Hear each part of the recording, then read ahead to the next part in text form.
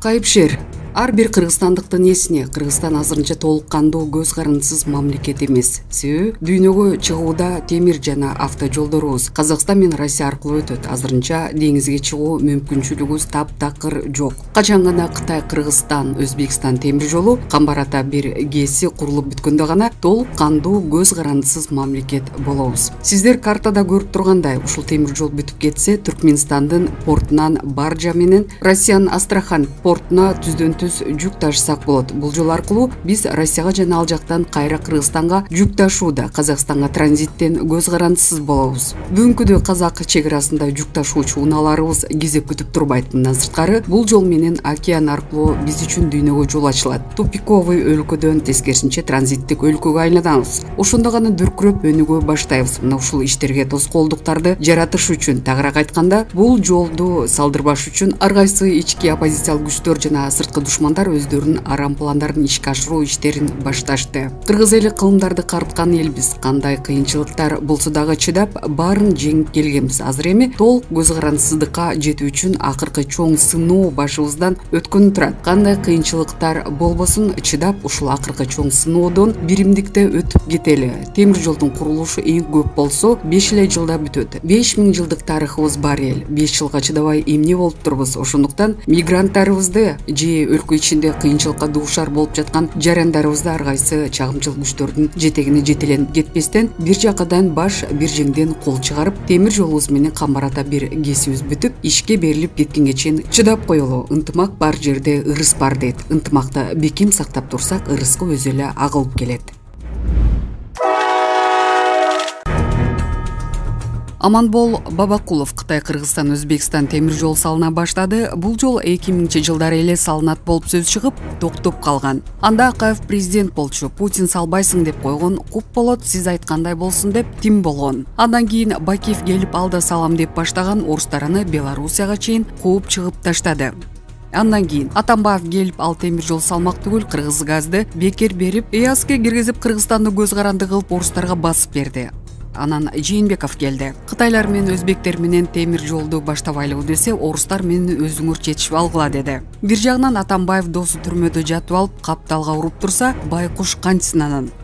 Эми Садыр Жапаров келип темир жолду баштап атат. Эрки жетти, эч кимди укпады. Кудай өзү эле сактасын деп туралы. Эгер жалпы эле эл колдоп турсак, бул жол бүтөт. Анан эле оппозиция сөрөлөр бирин-экин эл душмандарча калып каршы турган болсо, темир жол салынбай калат. Анткени темир жолдун салынышына Казакстан менен Россия каршы. Алар оппозицияны каржылайт. Себеби азыр алар аркылуу Кытайдан Европага кетип аткан жүктөр биз аркылуу өтүп калат. Укмуш чоң пайда бизге түшөт. Мындан сырткары биз тупиковый өлкөдөн чыгып, транзитный өлкөгө айланып көз карандысыз болуп калабыз. Дүйнөлүк океанга жол ачылып, дүйнөлүк рынокко чыгабыз. Камбарата бир дагы ушундай, орустар анын салынышына каршы. Себеби Орто Азиядагы 3 өлкө, Казакстан, Өзбекстан, Кыргызстан өз алдынча орустардан көз карандысыз болуп кетет. Андан көрө биздин электроэнергияны сатып алып турсун дешет. Казакстан 70% электроэнергиясын орустардан алат. Өзбекстан 50% электроэнергия алат, Кыргызстан 30% электроэнергия алат.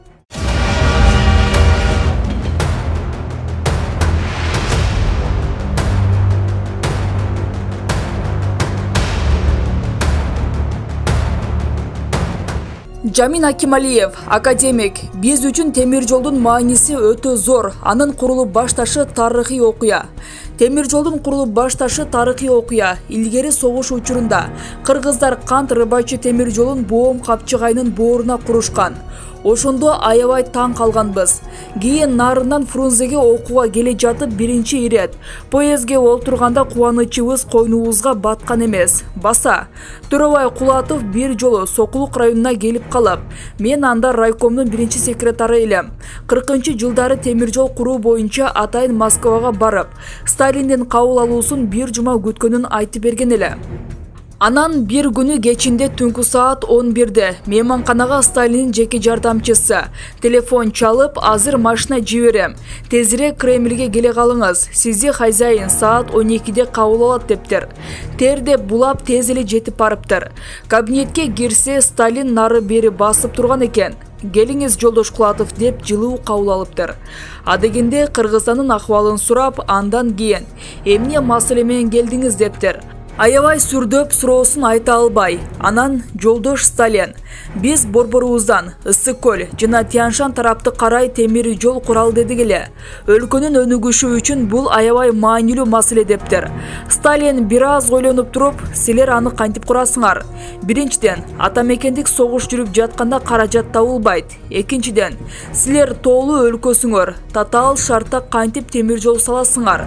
Кулатов шашып бушуп, жолдош Сталин, бизге болот темир таап берсеңиз эле, жолду өзүбүз куруп алабыз.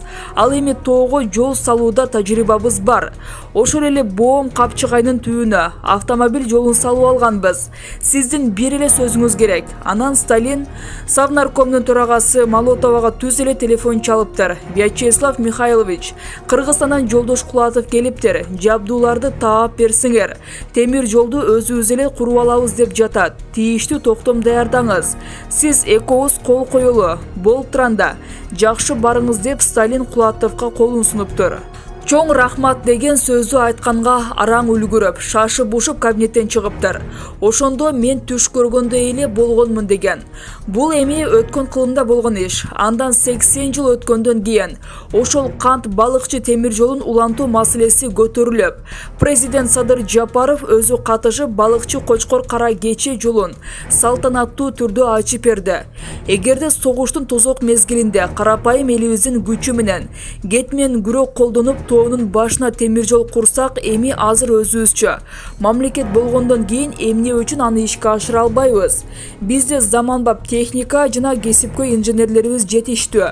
Ишти баштап койсок, ал аз-аздан жыла берет. Көп түкүрсө көл болот деген кеп бар.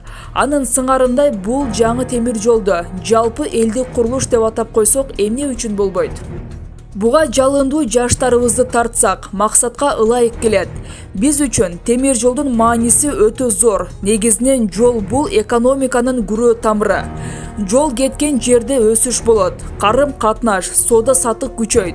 Ошентип элдин турмушу оңолот. Ал эми темир жол куруп, Кара Кеченин эбегейсиз көмүрүн Бишкекке түз эле ташып келсек, анда анын баасы жок эле дегенде 2 эсеге арзандайт.